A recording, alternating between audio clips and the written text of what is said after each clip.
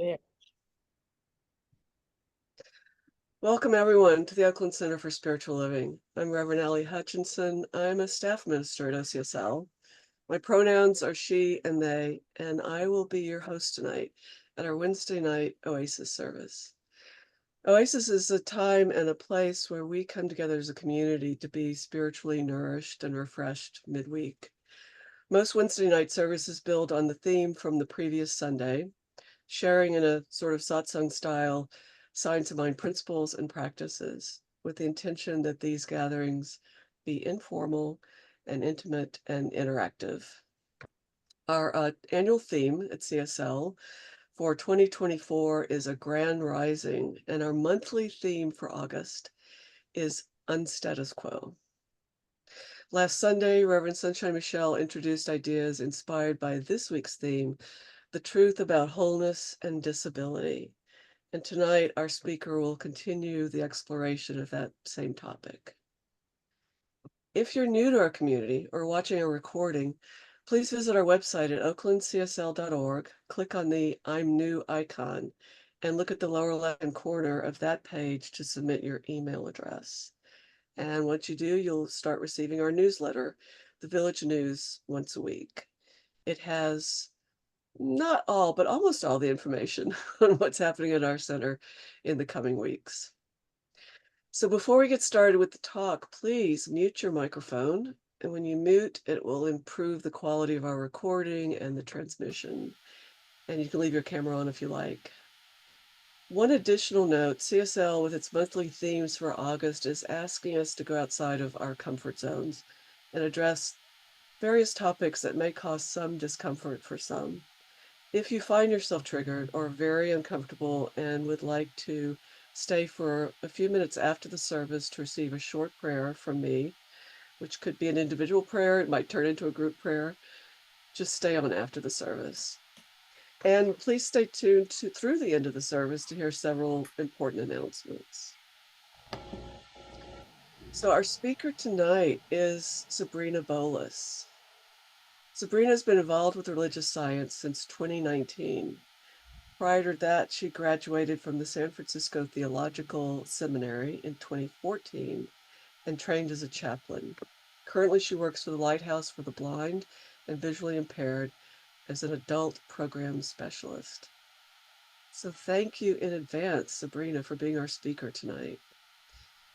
As we always do at the center, we open with prayer. So, Sabrina, are you doing the honors this evening, or have you invited someone else to do the opening prayer? You have one of my spiritual heroes, Dorothy Mendez, will do this. Dorothy is one of our practitioner emeritus. So please, Dorothy. Okay, let's all just take one collective deep breath together and just exhale.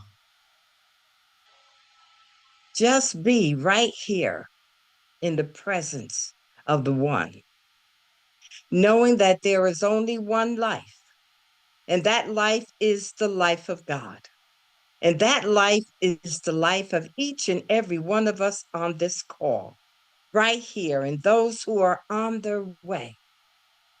Blessing this time together, knowing that we come together with open hearts and open minds to receive the words that our beloved Sabrina will bring to us today, as she will enlighten us on wholeness and disability, that we see this through the eyes of God, and that we recognize and know that we are all one regardless of the appearances of things. I am knowing for Sabrina that this service is already complete in the mind of God. And that which needs to be revealed is taking place from her right here, right now. And we are truly, truly blessed to be in this experience this evening. So I am knowing that as Sabrina brings the word of truth to us, that we are enlightened by the words that she speaks today, that we are enriched, that we learn something new, take away something wonderful from this service this evening. So I am knowing that we are blessed, that everyone here is blessed and that this service is already complete in the mind of God, knowing that it is done and all is well. And as I release this word into the law, knowing that each one of us is grounded in the love and the light of God, that one individual spirit that always says yes. So I am releasing this word to the law that always says yes.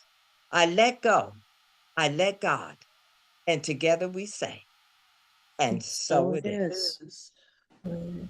Before Sabrina begins, I just want to note that I think there's going to be a group discussion. During that time, we would invite you to turn on your cameras, go to the gallery view so you can see everyone. And if you want to talk, just use your icon down at the bottom to raise your hand if you can. And if not, wave and someone will see you and call on you.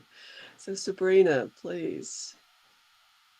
Thank you, Allie, and thank you everyone for being here on a night that is very exciting on the Democrat side for the convention. So I appreciate you being here with me tonight. And I want to say thank you to Dodie for making that wonderful meditation, knowing my oneness with God, and Dorothy for bringing us in with prayer. What a topic, the truth about wholeness and disability. I could tell you my truth about wholeness and disability, and I'm going to start with the first time someone called me a cripple. And I remember hearing that from a friend, and I remember thinking, am I crippled? And not understanding what that meant. Yes, othering. And I had to step back and look at myself and think about how other people are viewing me versus how I'm viewing me. And that was unfortunate because what I did was I went down the rabbit hole, hearing someone call me cripple. I used to be a track star. I used to run long distance races. And then one day, in my late 20s, I had a stroke. I was hospitalized for 2 months. And during that time, I was practicing Catholic. And every now and again, the chaplain would come in and say some things to me. And I'm glad he was able to duck because I threw things at him. Get out of my room. People would come and visit. After a while, the only ones felt safe enough coming in that room were my mother and father. And after a while, it was just a matter of, and my friends would still call and want to come by, but I was very angry. I was very angry and very disappointed. I was just starting my career at a tech company called RAM Mobile Data. And it was a very exciting time for RAM Mobile Data because what we have today, which we call text messaging, was mobile data. It was the beginning of mobile data. And I had just done the first international conference in Washington, D.C. And the next thing I know, I was sidelined. And my dream job, I was terrified, was going to just disappear. It didn't. I grew. And I worked for the next 15 years after I got out of the hospital. And I set a goal that I wanted to be the director of a department in marketing communications, and I got there. And then 10 years later, after all of this wonderful stuff started happening, I hit bottom again. At that point, I was in California, and I had to go back home to New York. And I lived with my parents for about a year and moved out on my own. And that was the day someone called me crippled. I knew I wasn't the 100% person that I was, but I never felt crippled. What happened next surprised me. I isolated, and for the next 6 years, I barely left the house. I barely left the house. During that time, I had very supportive family. I had very supportive family, and my mother convinced me to go join my father, who was in his, I think, 60s, 70s at the time. He went back to school at a college called Kingsborough Community College in Brooklyn. And so I went to school with my father like a little kid. I went to school with my father.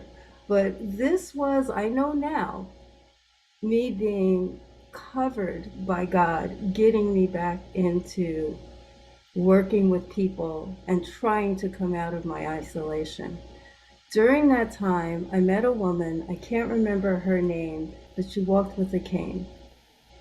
And we became friends, and I was driving at the time, and I would drive her from the campus to the bus stop. And every time she would drop her cane, I would pick it up for her. And she would say, please don't do that.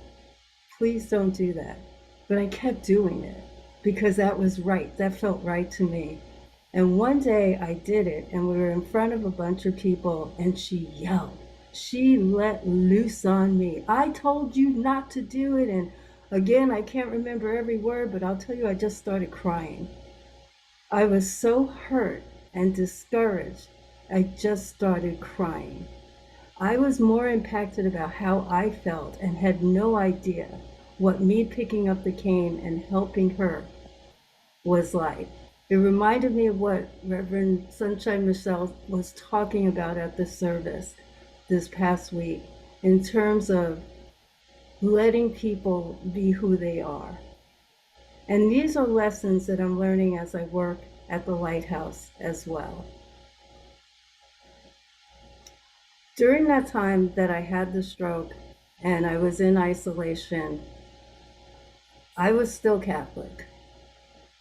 And prior to coming home, it was the turn of the century, it was 2000, and I decided for that New Year's, I was not going to be celebrating with champagne as I always was. I was going to go to a spiritual retreat.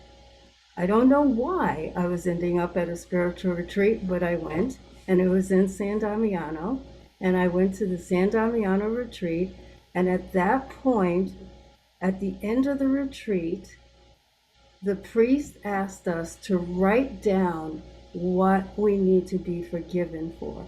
What are the things that are hurting us the most? And we wrote it down on a piece of paper, and we put it in a barrel, and he lit it up.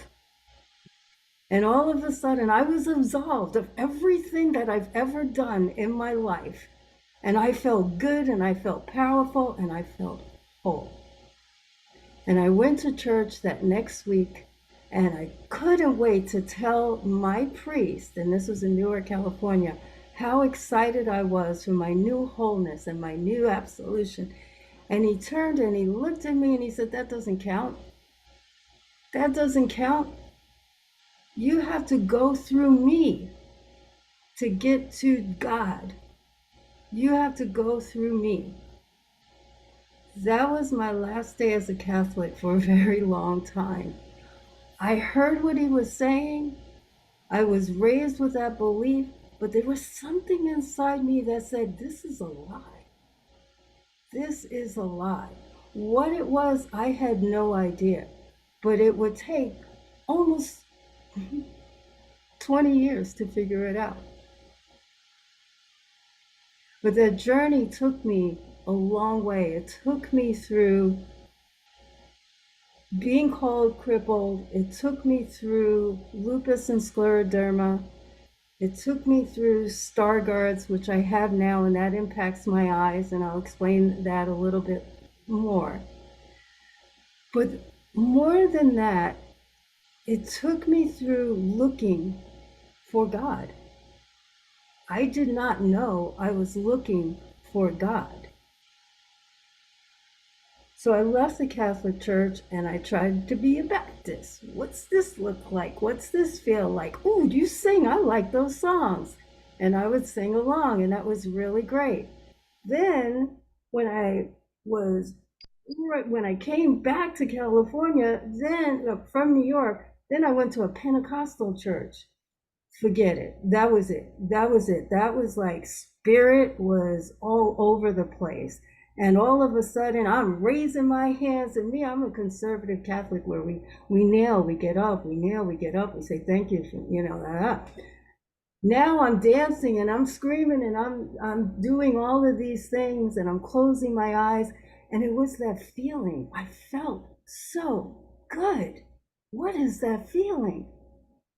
So I said, I'm going to go to seminary. I'm going to go to seminary and let them teach me all these stories about the Bible, because the answer is in the Bible. And I don't understand the Bible because I was Catholic. We didn't use the Bible. And I went to seminary and I found out they don't teach you the Bible. That's Bible school. I was like, wait, what are we doing here? What are we doing here?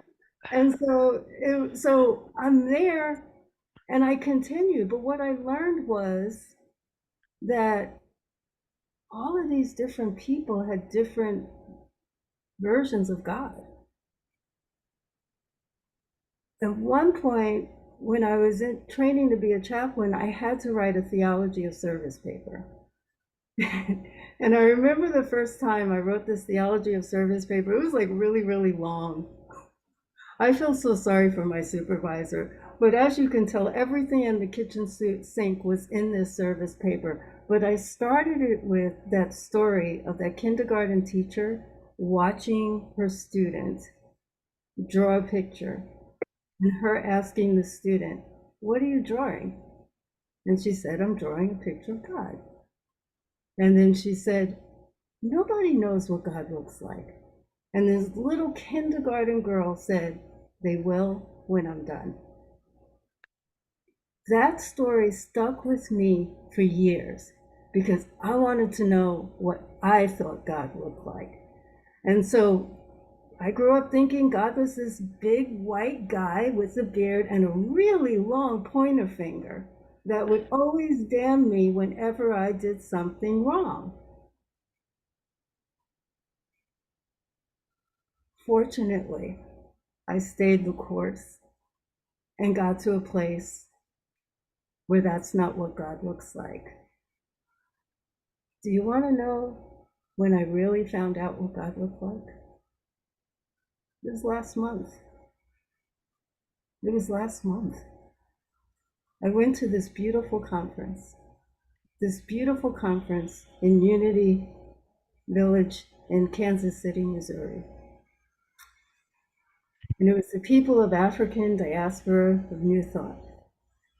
And all of these beautiful people in all shades who look like me. And I looked at them, and a lot of them were women. As a matter of fact, women were running this conference, and a lot of them were women. And they looked like me, my family, people I knew. And I saw God. Because they looked like me, I finally saw God in me. And I realized at that conference what I was feeling for so long since joining New Thought. I am God. I do have all of this power within me. And there is a purpose that I am here. And I realize that all the work that I've been doing since the last 10 years is for this purpose. And the last 10 years, I've been using every ounce of my disabilities to help other people walk through theirs. When I left seminary and went to train as a chaplain, my training was at the Options Recovery Center in Berkeley, California. I worked with people right out of prison, people with addiction, and so many other disabilities. I kept thinking, when my training's over, I'm out of here. I'm out of here. This is hard work. Too many people are hurting. Too many people feel broken. I stayed for 7 years. I stayed for 7 years because I was healing too. There was a lot of healing that I needed to do to become whole. Didn't know it, didn't know it, but just followed the path. So what I learned when I left options and I had to write a elevator pitch so that I can get another job, what came out was I work with people to understand themselves so they can understand others. And at the end of the day, I realized I was trying to understand me. I wanted to be whole again. I have the language for it now. I didn't have the language back then. And everything felt so heavy and so painful. And I think of, you're going to hear about all my spiritual heroes tonight. And I think of my spiritual hero, Michael Beckwith, who tells me that I will be pushed by pain until I am open enough to be pulled by vision. And I praise God every day that I am now pulled by vision. Every day I am grateful because now as I face every trial, I know that as my other spiritual hero, Dorothy Mendez, will say, be still, be still. So in those moments, I am very still. I go into meditation, I go into visioning, and I wait for whatever it is I need to learn to pass so that I can share that with someone else. What I learned about working with people in 12-step, the 12th step is you got to give it away. When you get it, give it away. And that is the most exciting thing that I get to do in my life, is to give it back and give it away. So I think of my disabilities. I go and I think of lupus and scleroderma. I have about 75% lung capacity. Something called scleroderma hardens your arteries. I've had it for a very long time, but it's in the most recent years where it started hardening my, not arteries, I'm sorry, organs, where it started to harden my lungs. Right before COVID, and I'm laughing now because I'm grateful to God, but right before COVID, my doctors, my rheumatologist, my pulmonologist, we're going to put you on immune suppressant drugs, and we're going to kill your immune system. Don't worry, you'll be okay. And this way, your immune system will stop attacking your lungs. I didn't do it. I just said no. A few months later, there was COVID. And I said to my doctor, aren't you glad? And we were all glad. We were all rejoicing. And I'm like, God, you got this. You got this. I walk by faith because faith is a proven thing for me. I have lived experiences in working through faith. So when I think of disability and wholeness, I'm still defining wholeness. And even though I can listen to, like Ernest Holmes, he writes, wholeness is the recognition that the spirit is complete within. The recognition, the awareness. And my other spiritual hero, Paul Prosciutti, taught me about awareness. We're in Dr. Dan. You know Dr. Dan's coming into this, right? Okay. We're in Dr. Dan, and something came up, and Paul said something about awareness, and I'm like, no, that's not, no, not my thing. And then he defined awareness even more, and a light bulb went on. A light bulb went on. And what I realize now is it's my awareness of this power within. It's my awareness of this God within. And then my other spiritual hero, Deborah, gets so excited every time I have an awareness moment. And she just reminds me of my mom. And when she gets excited, I get excited. I'm like, oh. So being in community is part of my practice for wholeness. Wholeness is the recognition that spirit is complete within us, and nothing is missing from our experience of life except our acknowledgement of this fact. The more we realize this, the more we will see it manifest in our lives. I knew nothing about manifestation. Thank you, Ernest Holmes. That's so cool. You know what my other spiritual hero said? Grady Nobles, I get to do this. I get to go and pray and to bring all these things. Every day is not, I don't wake up aware. I have to remind myself and start with gratitude, but then there are challenges. So I know about this spirit within. And then one day I went to the eye doctor and I drove there. Now, the last time I bought a car was 2000. And now here I am, like 19, almost 20 years later, driving a brand new car. So it took that long for me to get a new car. And 6 months into getting that new car, I drove to the University of Berkeley School for Optometry. And in that visit, they told me I could no longer drive.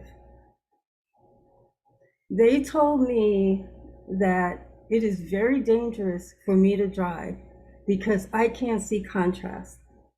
So I have difficulties with contrast. So it could be someone standing by a tree, but I won't notice the difference between a tree and a person until I'm right up on them. So all those years that I've been driving, I'm always like, where did that come from? Where did that come from? It has been an undiagnosed condition of my eyes called Stargardt's. It is a genetic disease that I was born with. And as I get older, it gets progressively worse. I don't know what 5 or 10 years will be, but I'll tell you, I'm claiming wholeness now. I'm claiming wholeness now. And I'm living every moment with every condition that I have as a whole person. The alternative has been going back to that isolation and that depression and that anxiety. And I am so happy to say that it has been a year that I have been off of antidepressants and anxiety medication because of my spiritual practice. Because deep down, I know that I am whole. I know that I am perfect. I know that I am complete. And moments, and I will say that even last week, I was even tempted. Oh, I wish I had my anti-anxiety. I wish I had my depression pills. And what I did was I shut down, I visioned. And then I went and I called a friend from our community. And it turns out that this person was going through a similar thing with her family that is stressing her out. Another practice I realize is when I'm in community with like-minded people, I'm getting support. That unconditional love that Dodi talked about, that unconditional love that I hear Michael Beckwith telling me to get that feeling tone of unconditional love is a phone call away from me. It's a phone call away. And I don't make those calls. I was calling on something else, and God gave me a partner in my anxiety. My disabilities range from visible to invisible. But none of them will define me. None of them will define me, because I have already been taken down and I needed to build back up, and I'm not going back. I'm not going back. What's behind me is depression. And what's ahead of me? It's all the love that I could ever imagine. And as Michael Beckwith tells me, greater than I can ever imagine.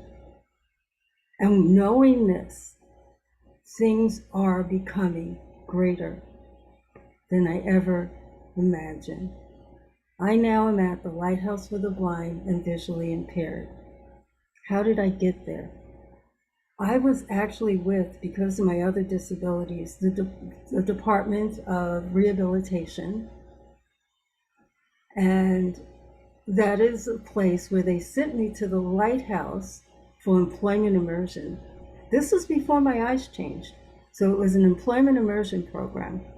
And then I went and I got a job working with more people who were just released from prison. And I was in that job for 6 months.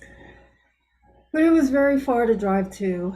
And so I left that job, and I was so grateful when someone from the Lighthouse sent me an email saying, hey, this job is open. Do you want it? And I was like, I want it, but boy, they really aren't paying, are they? And I realized it was an entry-level position. But I interviewed with a man named, and I'm going to mention him, Tony Fletcher. And he said something at the same time I was actually interviewing with the church. And I was about to take this job at the church. But he said something very important to me. He said, well, come on board, you know, there are a lot of things to learn, but you'll learn it in the way you learn. And the minute he said that, I felt it in my bones, in my heart. He's going to let me be me. He's going to let me be me. And from the moment I stepped into that place, he has let me be me. When I got that diagnosis, I drove to this appointment. And the only thing I could think of was, I drove here. How the heck am I going to get home? How am I going to get home? I went and I sat in the car and I cried. I cried. And then I drove home. It was a Wednesday night. I came here. Reverend E was speaking. And guess what her children tried to tell her? She can't drive anymore. And she was not having that. And she talked about that the whole thing. And finally, when it got to the Q&As, I was shaking because I was new and I wasn't going to say anything. And I told her I was experiencing the same thing. And then she sent a message to Paul Pasciuti, have her call me. Have her call me. When my vision started to change, I am living where I live now. I gave up my car. A month later, it took a bit. It took a bit. When I gave up my car, the blessing is I live in the flatlands. I live at 19th Street BART. I'm a block away. I live where all these buses are. I could either focus on what I don't have or focus on, oh Lord, oh God, oh Spirit, thank you for these gifts that you have given me to support me in this time. It's not changing what's happened with my vision, but I'm having the support that I can move forward. It gets me to my job within 30 minutes, this job that I love. And when I went to the Lighthouse, program specialists at the Lighthouse, they would like teach yoga and all these different things. And I'm like, I don't do that. Let me go learn yoga. So I tried to learn chair yoga. And since I was learning it to use it for a job, all of a sudden I didn't like chair yoga. I'm like, no, not for me. So in talking with the students, the first program I created was a gratitude class. Every Wednesday, we meet from 1 p.m. to 2:30 p.m. And it's set up where the students each month sign up to give a 10-minute presentation on what gives them joy. It ranged from calligraphy to God to driving to, well, for the ones who could drive, to all these different things that they could do. And it was so beautiful. And it is still so beautiful to hear from the students what gives them joy. we don't focus on the disability. We focus on what gives us joy, because there's another portion of the lighthouse that will focus on the disability, that will focus on the independent living skills, that will focus on the O&M,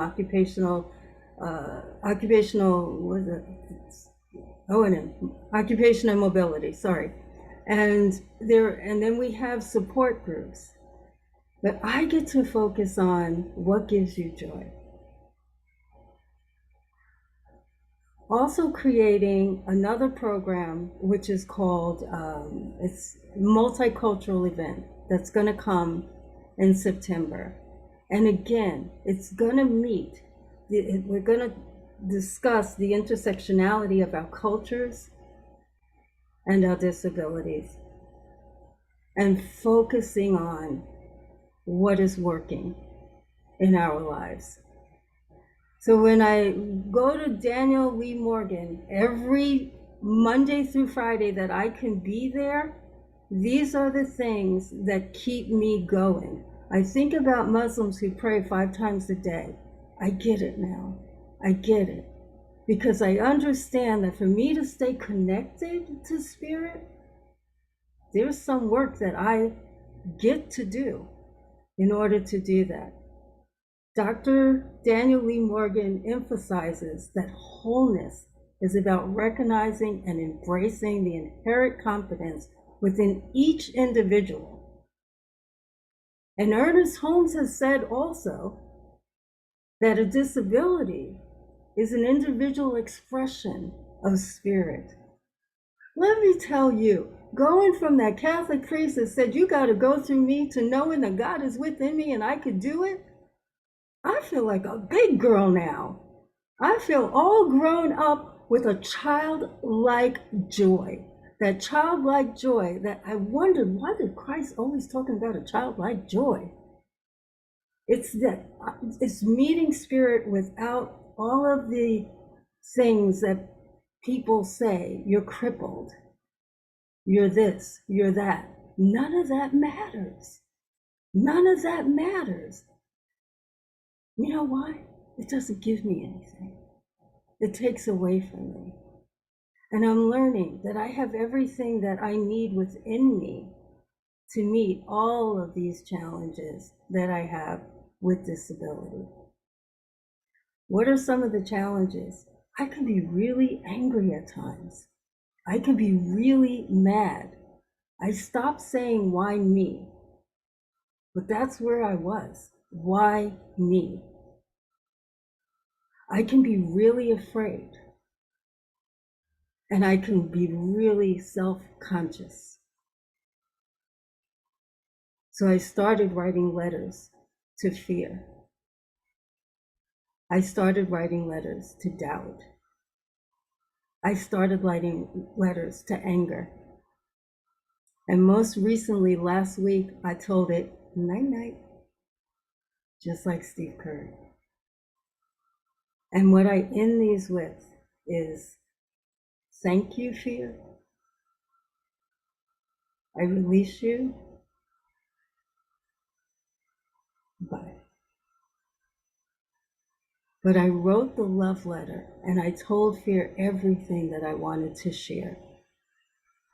And releasing all of these things give me 2 very important things that get me to the next step: forgiveness and gratitude.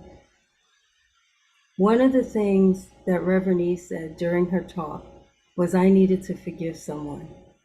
And I'm like, but your eyes aren't even open. You don't know who you're talking to. You're not even seeing me. What do you mean I need to forgive someone? You don't know me. What are you talking about?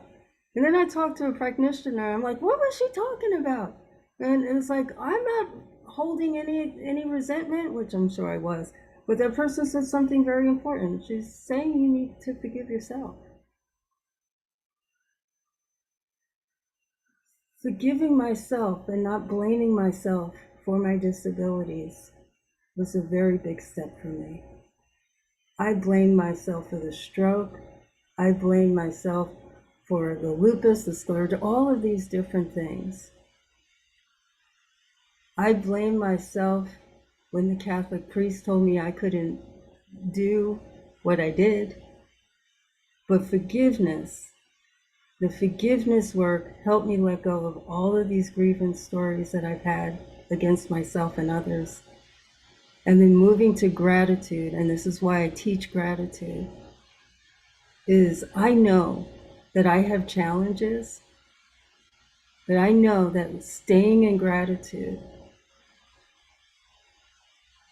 I feel better. I feel better.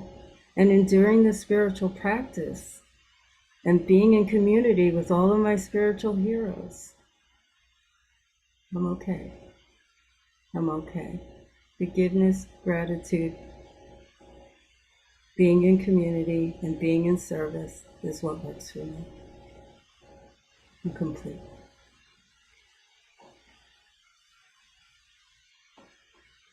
Thank you, Sabrina. That was amazing, showing us how to someone can have what might be termed a disability, but be living in wholeness. So let's show Sabrina a little love here. We've got about 9 minutes. Do you want to just do a general discussion at this point? Is that good? Okay. So y'all can turn on your cameras. You can raise your hands if you'd like to say something or wave. And Sabrina, you can call on folks if you like. We'll help you notice if people are wanting to talk. I already see Reverend Sunshine's hand. Yes. Sunshine and Patricia. Thank you. I just wanted to, I like to appreciate my people. Listen, ironically enough, when you mentioned Celebrating Our Soul, the conference in, where were we? Kansas City, Missouri. Not long ago is when I invited you to this talk. And it wasn't this one, it was a different one. We had talked about October, and this one freed up, which you were my first choice on that. Though interesting the way that worked. And what I love about this, Sabrina, is your ease and grace and being able, and the way you have identified over your experience what is real for you and true for you. And it just makes it so plain and simple and easy in community for people to, I can't speak for other people, but I'm surmising that it's easy to understand and relate to your story. And what I'm trying to do as a spiritual leader, it's not an us and them, it's an us, period. Mm-hmm. And that's what you displayed. Your story to us, how you use science of mind principles and new thought movement to take you through it. It is such a powerful teaching. Thank you for being here. Thank you. Thank you, Sunshine. Patricia, go ahead. And then Dodie. Sorry, I had to unmute. Sabrina, I was spellbound. Thank you. Thank you so much. I can't even tell you how much I got from your talk. I thank you. Thank you. It, as Reverend Sunshine said, you are just so full of grace. And I appreciate what you shared with us. Thank you. I'm complete. Thank you, Patricia. Dodie, go ahead. Sabrina, that was fabulous. What Reverend Sunshine said about and what Kristen said also, your grace. That's what you bring to us at Dr. Dan as well.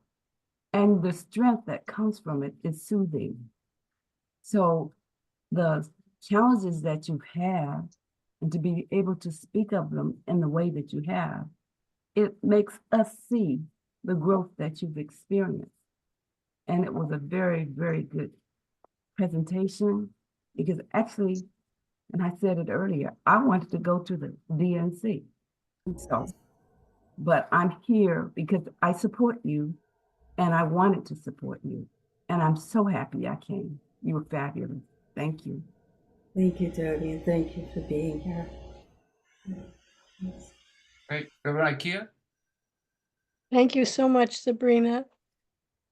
We'll have to have a really good talk one of these days. When I was born, they thought I had an incurable disability, and I wasn't expected to be able to sit or walk or learn how to read. And my mother was like a fierce warrior, taking me to every good doctor she could find and trying everything she could find to do. And by the time I was 7, I was able to sit. I was able to walk. I had started to learn my alphabet. It was like, okay, somehow or other, this one's going to make it. So, and then, things happen. Life goes on. Other weird things happen. A couple of years ago, they found out I had such awful osteoporosis that my back was crumbling. So, we each have these things that come and they're like, well, what do we do with this? Oh my goodness, really? But God is always there in the middle, in the midst, shining, leading, calling you to healing and wholeness, showing you you are whole. This is just a little adventure you're going on. I appreciate your talk so much. Thank you very much. Thank God you, bless. Reverend Akia. And I do want to say that Reverend Akia taught me about that personal temple of God that is right there in my heart that I carry around. So thank you for that. Judith Roberts, go ahead.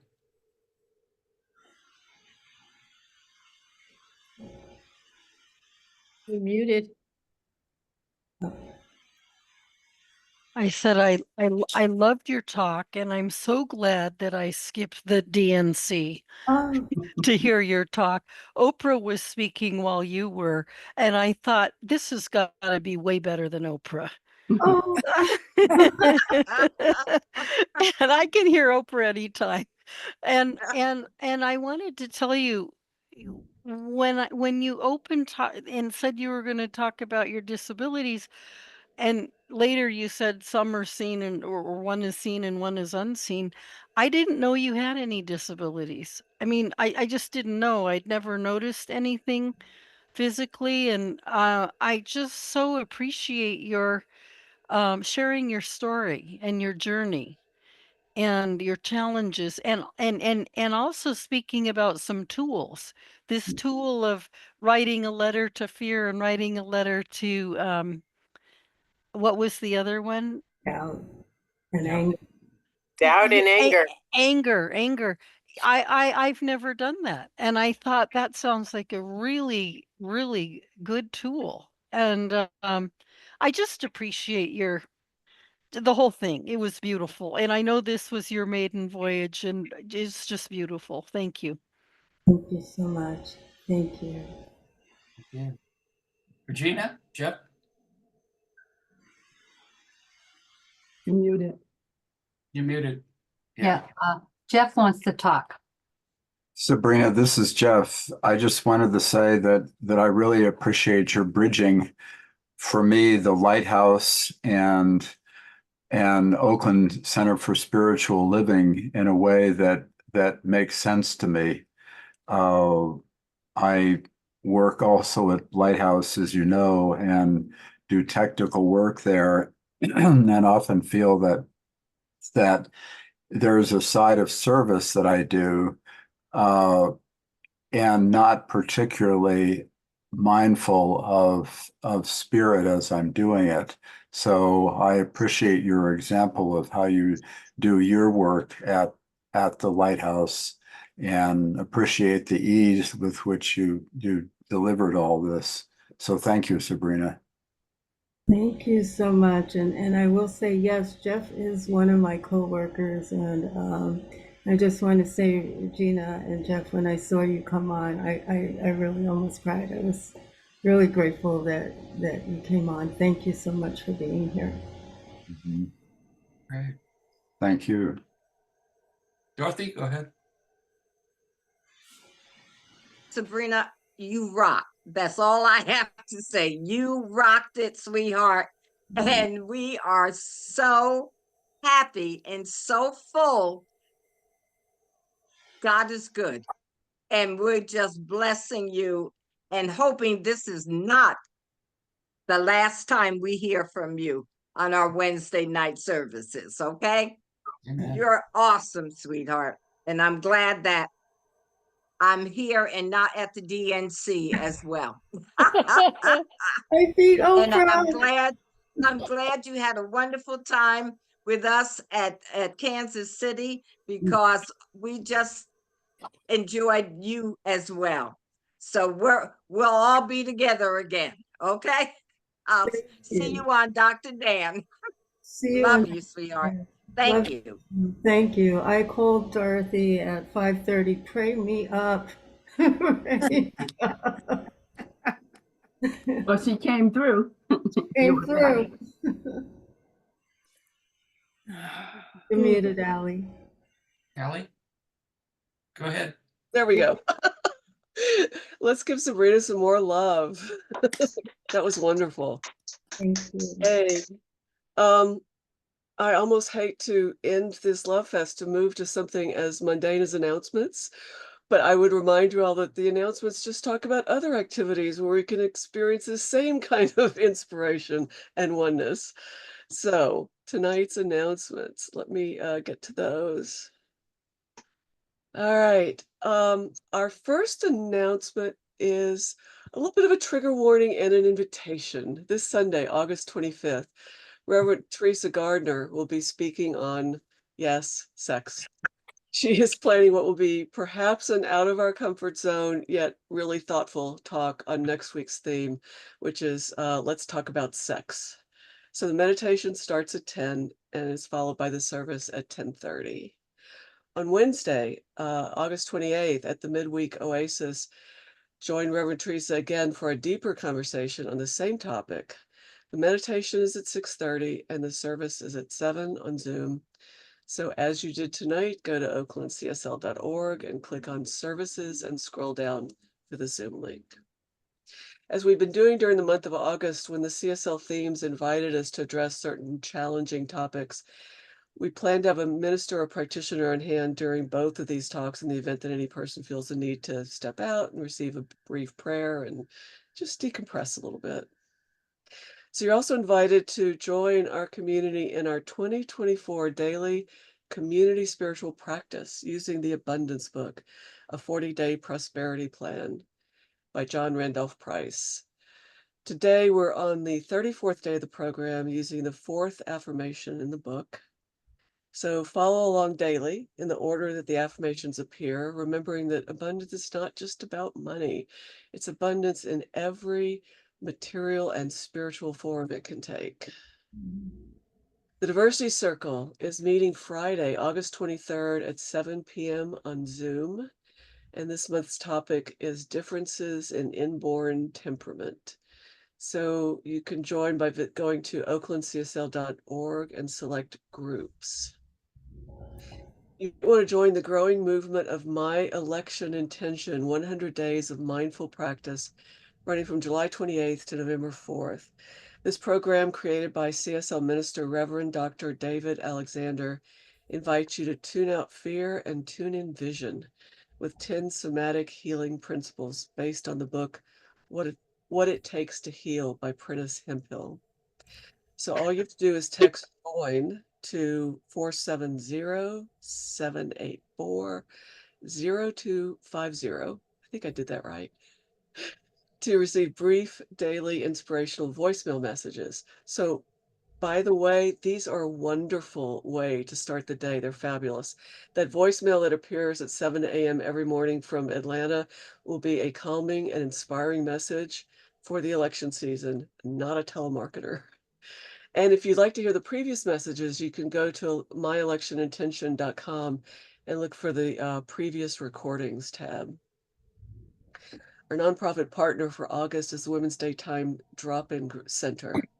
The WDDC provides a safe space and warm meals and counseling and support in identifying housing to any homeless woman and her children during the day when the shelters are closed.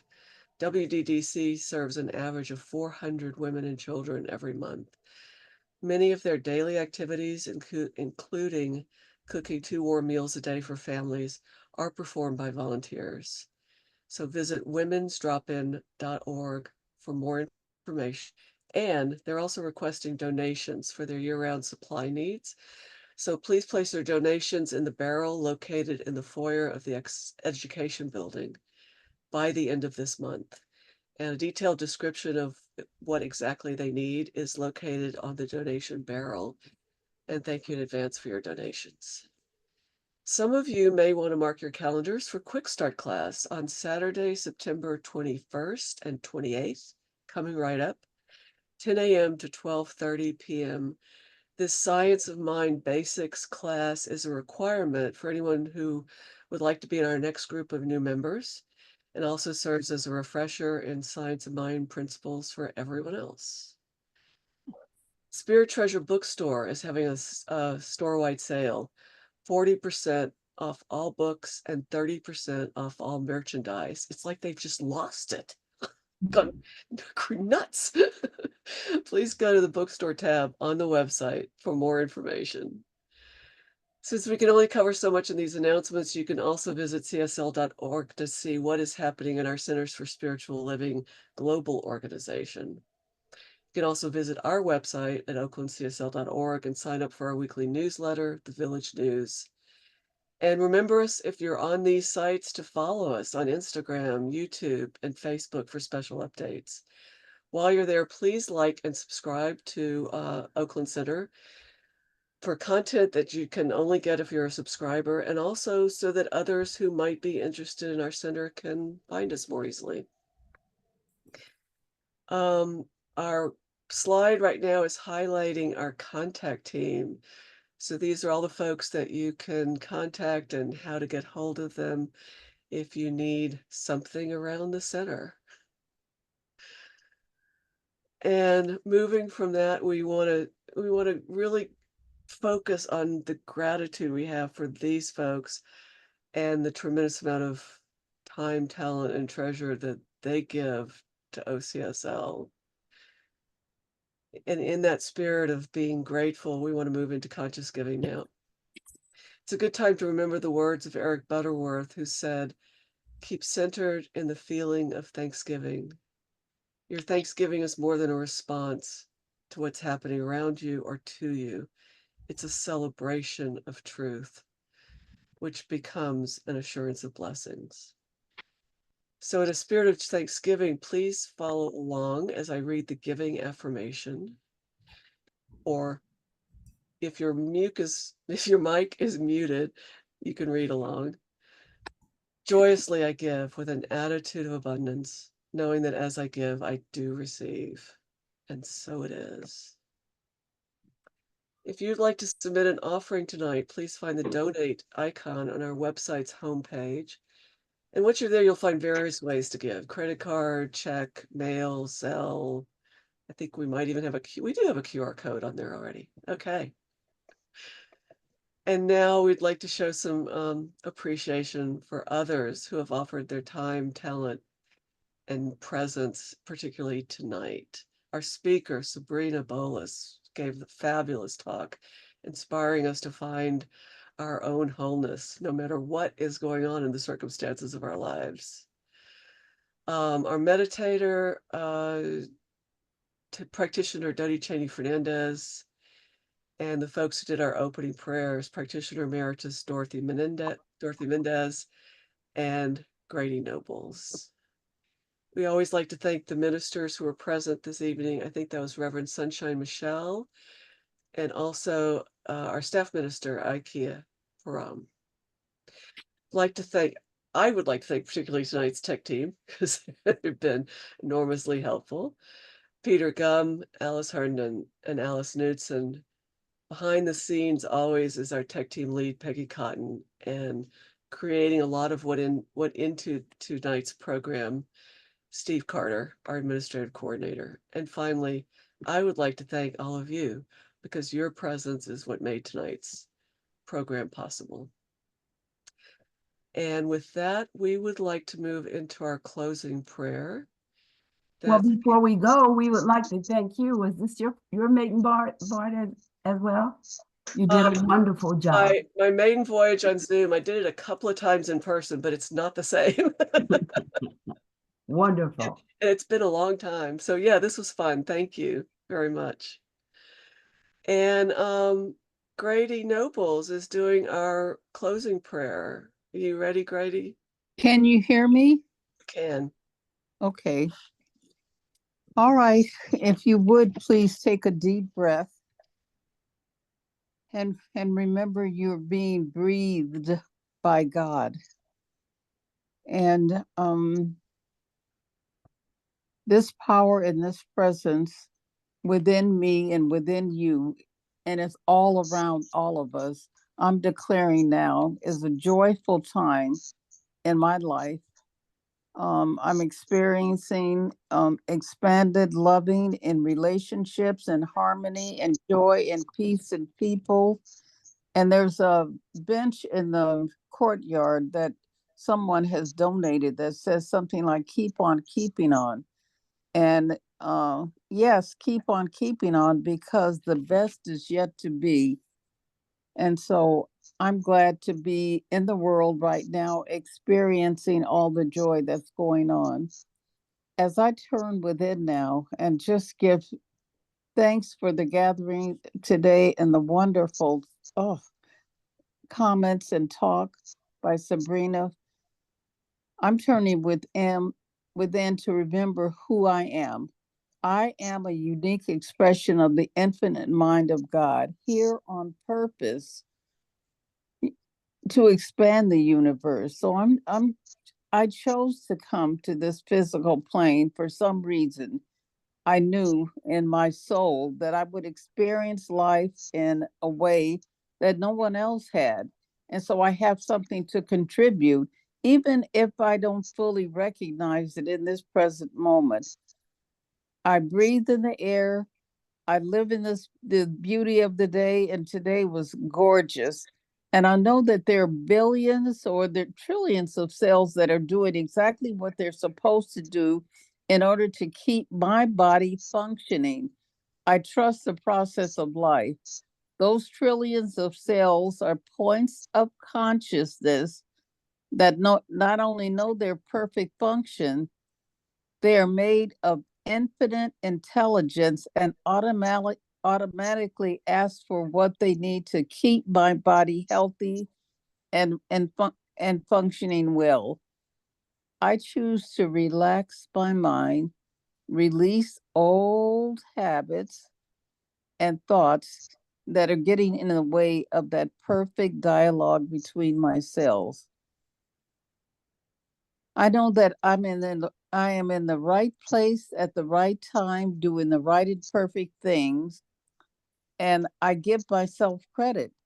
I just put one foot in front of the other and keep going forward and being more and more at home in my body and secure and and knowing wherever I go, I am safe.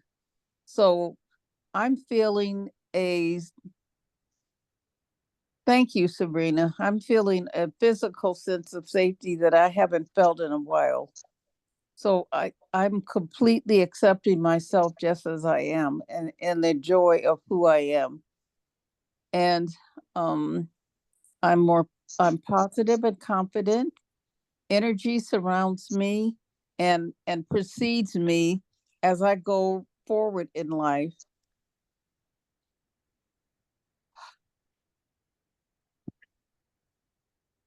So I want to release my word, but first I want to ask of everyone. I saw a quote. I saw a couple of quotes today, and this one appeals to me. Work on being in love with the person in the mirror who has been through so much, but and is still standing. I am free to live more joyfully and confidently and with ease. And I'm happy to be able to savor life experiences with love and trust and acceptance. I release these words. And anyone who knows, who agrees with me, please join me in saying, and so it is, amen. So it And so it is. is. Amen. Beautiful, Brady. And Thank so you. it is.